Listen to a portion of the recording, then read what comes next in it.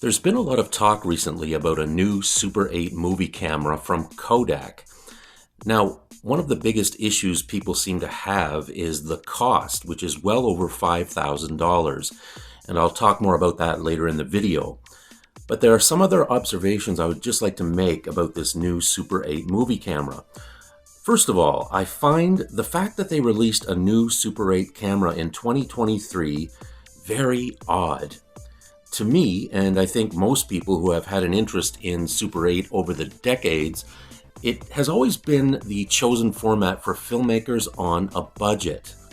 It was lo-fi and indie, and sometimes used by music video directors who wanted the look and feel of film, but not having to pay for much more expensive 16mm or even 35mm film stocks.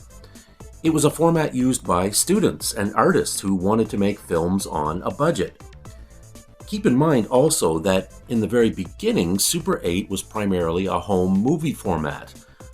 Now, I recall people still using Super 8 well into the 80s for home movies until video camcorders really took off. So that brings us to 2023. Now, the new camera from Kodak costs around $5,500. Now, I could understand maybe a price tag of $1,500 or maybe even $2,000, but I think most of us would agree that $5,500 is incredibly exorbitant. Now, I did some reading about this camera, trying to understand this incredibly high price. Now, it has a 4-inch LCD viewfinder. It has an extended gate, allowing users to shoot in widescreen, which is kind of cool. It comes with an interchangeable C-mount lens. It has full connectivity and crystal sync, and you can even monitor audio levels with live meters on the built-in LCD, and it also has a pistol grip.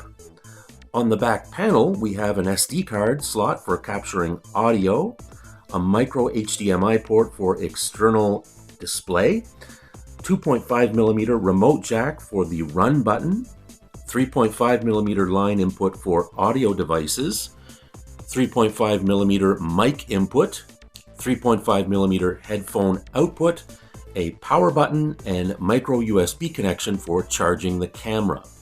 So connectivity on this thing is great. It definitely seems to be a perfect blend of old school Super 8 filmmaking with the latest digital technology. But part of me feels this is kind of ruining the charm of Super 8 movie making.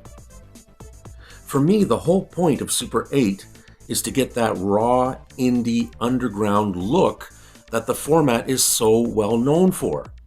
And this price point is so outrageously high, there's no way that students or independent filmmakers will be able to afford this. Again, kind of defeating the whole charm of Super 8 to begin with. To me, it would be kind of like Chevrolet deciding to re-release the 57 Chevy, but putting in all digital technology or making it into an electric vehicle. Is that really being true to the charm and beauty of the original 57 Chevy?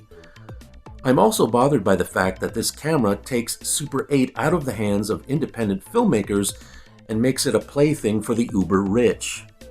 It makes Super 8 a very exclusive thing, something only available to the very wealthy. That really bugs me.